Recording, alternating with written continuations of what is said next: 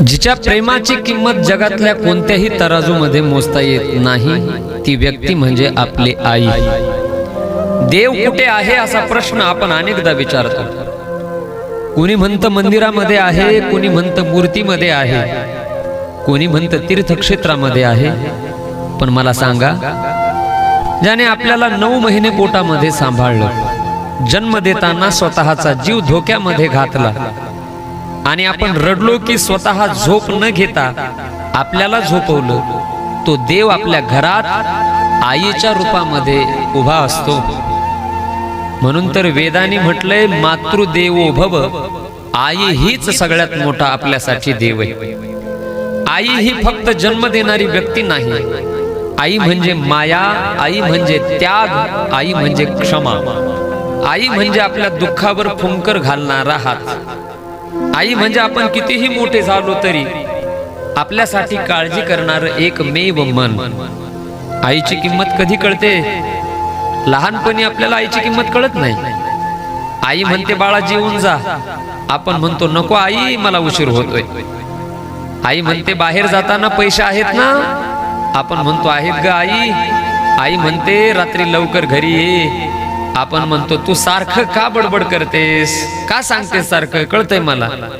पण एक दिवस असा येतो की आपली आई नसते आणि मग घरात सगळं असतं, पैसा असतो, मोठं घर असतं, गाडी असते, मोबाईल असतो, माणसं असतात, पण एक आवाज नसतो, बाळा जेवलास का, हा म्हणणारा आवाज मात्र कायमचा निघून जातो। आणि त्या एका आवाजासाठी मन आयुष्यभर आपलं तडफडत राहतं। आईने आपल्यासाठी काय केलंय असे अनेक लोक विचारतात। आपण लहान होतो, आपल्याला ताप आला की आई रात्रभर जागायची। आपण आजारी असताना आईच्या डोळ्याला झोप नसायची। आपण शाळेत जायला उशीर झाला तर आई काळजी करायची। आपण घरी यायला उशीर केला तर आई दारामध्येच उभी असायची। आपण परीक्षा देत होतो तेव्हा आई देवाला नवस करायची। आपण नोकरीला लागलो तेव्हा आईला अभिमान वाटायचा। आपलं लग्न झालं तेव्हा आईच्या डोळ्यात आनंदाचे अश्रू असायचे। आणि मग आपण संसारामध्ये एवढे व्यस्त होतो की ज्या आईने आपल्यासाठी आयुष्य दिलं तिच्यासाठी आपल्याकडे वेळच उरला नाही। किती मोठं दुर्दैव आहे। आई स्वतः कमी खाते पण मुलाला भरपूर खाऊ घालते। आईच्या ताटामध्ये कधी भाजी कमी असते पण ती म्हणते मला भूक नाही रे, तू खा। आपण कधी विचार करत नाही, आई तुला खरंच भूक नाही का? आईच्या ताटातला शेवटचा घासही मुलासाठी असतो।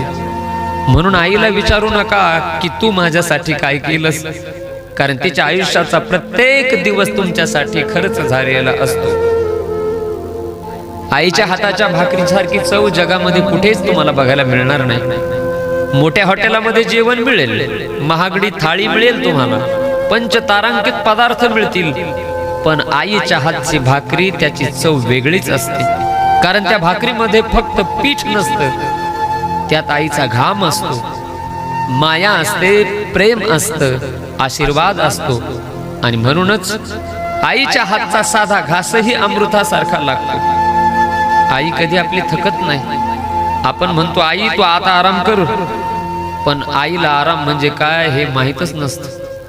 घरातलं काम, मुलाची काळजी, संसाराची चिंता, पतीची सेवा, नातेवाईकाची काळजी, सगळं करत करत आईचं वय वाढत जातं। तिचे केस पांढरे होतात, हाताला सुरकुत्या पडतात, डोळ्यांची दृष्टी कमी होते, चालण्याची ताकद कमी होते, पण मुलासाठी तिचं असलेलं प्रेम मात्र कधीच कमी होत नाही, उलट ते सतत वाढत राहतं आईचं प्रेम। एक मुलगा मोठा झाला, त्याला नोकरी लागली, पैसा कमवायला लागला, शहरामध्ये मोठं घर घेतलं, आईला मात्र त्याने गावातच ठेवलं। एक दिवस आईने मुलाला फोन केला, ती म्हणाली बाळा कसा आहेस?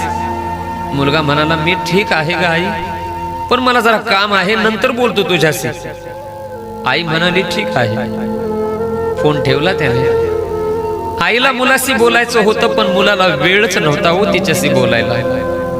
काही दिवसांनी परत पुन्हा त्या म्हातारीने फोन केला, बाळा कधी येणार आहेस? मुलगा म्हणाला आई आता वेळ नाही, सुट्टी मिळाली की येतो। आई पुन्हा म्हणाली ठीक आहे बाळा, पण आईच्या त्या ठीक आहे मध्ये किती मोठं दुःख होतं हे मात्र मुलाला कधीच समजलं नाही। बरेच दिवस त्याची आई त्याला फोन करायची, गावाकडे एकदा मला भेटायला ये. पण कामामध्ये नोकरीमध्ये व्यस्त असलेला पोरगा मात्र कधीच आईला भेटायला गावाकडे आला नाही. सरते शेवटी त्याची आई मुलाची वाट बघून बघून गावाकडे तिने प्राण सोडला. मरताना फक्त पोराचं नाव होतं तिच्या ओठावर, पण पोरगा आलं नाही भेटायला. नंतर ज्या वेळेला पोरगा आलं, आई मात्र गावाकडे आता नव्हती त्याची. आणि मग त्याला समजलं की प्रत्येक वेळेला हा नाही म्हणायचा आणि आई ठीक आहे असं म्हणायची. त्या ठीक आहे याच्या पाठीमाग किती मोठं दुःख तिने दडवून ठेवलं होतं हे त्याला आता समजलं. पण आता काय उपयोग आहे, ती आईच त्याची जिवंत नव्हती. आपण काय देतो आईला? आईने आपल्याला बालपण दिलं, आपल्याला शिक्षण दिलं, आपल्यासाठी स्वतःच्या इच्छा सोडल्या, आपल्याला उभं केलं.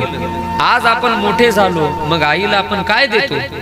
कधी दोन प्रेमाचे शब्द, कधी तिच्या जवळ बसतो का, कधी विचारतो का आई तुला काही त्रास होतोय का, कधी तिचा हात हातात घेऊन म्हणतो का आई तू आहेस म्हणून मी आहे, असं कधी म्हणतो आपण जगाला खुश करण्यासाठी किती धडपडतो, पण ज्याला आपलं खरं सुख पाहून सगळ्यात जास्त आनंद होतो त्या आईला मात्र आपण कधीच वेळ देत नाही. आई वृद्ध झाली की तिला बाकीचं काहीच नको असतं, फक्त तिला तिचा मुलगा जवळ असावा वाटतो. लहानपणी आपण चालू शकत नव्हतो, आईने आपलं बोट धरलं, आपण पडू नये म्हणून तिने हात दिला. आज आईला चालताना आधार लागतो, आता तिचं बोट पकडण्याची वेळ आपली आहे. लहानपणी आपण बोलू शकत नव्हतो, आईने आपलं बोलणं समजावून घेतलं. आज आईच्या बोलण्यात थोडी बडबड तुम्हाला जाणवेल, त्याच गोष्टी परत परत ती सांगेल, पण तिचं तेच सांगणं आपण ऐकलं की आपण तिच्यावरती चिडतो, रागवतो. पण लक्षात ठेवा, ज्याने तुमचं पहिलं बडबड बोलणं 1000 वेळा प्रेमाने ऐकलंय, तुम्ही नीट बोलत नव्हते तरी ते प्रेमाने ऐकायचे. तुम्ही जर भाकर मागितली तर भाकर म्हणता येत नव्हतं तुम्हाला, तुम्ही म्हणायचे आई काकर दे. तिला कळायचं याला भाकर पाहिजे आणि प्रेमाने ती आपली आई आपल्याला भाकर आणून समोर ठेवायची. आणि आता त्याच आईचं म्हातारपणातील बोलणं ऐकायला तुम्हाला त्रास होतो का? लहानपणी तुम्ही तिच्या मांडीवर झोपलात, आज ती थकली तर तिला तुमच्या खांद्यावर डोकं ठेवू द्या. हीच खरी ईश्वराची सेवा आहे. आईला मंदिरामध्ये शोधू नका, मंदिरामध्ये जा, देवाचं दर्शन घ्या, पंढरपूरला जा, वारी करा, नामस्मरण करा, कीर्तन ऐका, हे सगळं करा. पण घरात आई असेल आणि तिच्या डोळ्यामध्ये अश्रू असतील तर त्या अश्रूंना पुसल्याशिवाय देव कसा प्रसन्न होईल एवढं मात्र मला सांगा. होईल का देव प्रसन्न? नाही देव प्रसन्न होणार. देवाला नैवेद्य दाखवता, आईने तुमच्यासाठी केलेल्या अन्नाचा एक घास प्रेमाने तिच्या सोबत खा. देवाला फुलं वाहताना आईच्या चरणी एकदा नमस्कार करा. देवाला चंदन लावता थकलेल्या आईच्या कपाळावर प्रेमाने एकदा हात फिरवा. कदाचित त्याच क्षणी देवाला सगळं काही मागण्याची गरज उरणार नाही, सगळं काही देव तुम्हाला देऊन टाकेल. शेवटी एकच सांगतो, ज्याची आई जिवंत आहे त्यांनी आजच तिच्याशी प्रेमाने बोला, तिला फोन करा, तिच्या जवळ बसा, तिचे चरण स्पर्श करा आणि फक्त एवढंच सांगा, आई माझ्याकडून काही चूक झाली असेल तर मला माफ कर.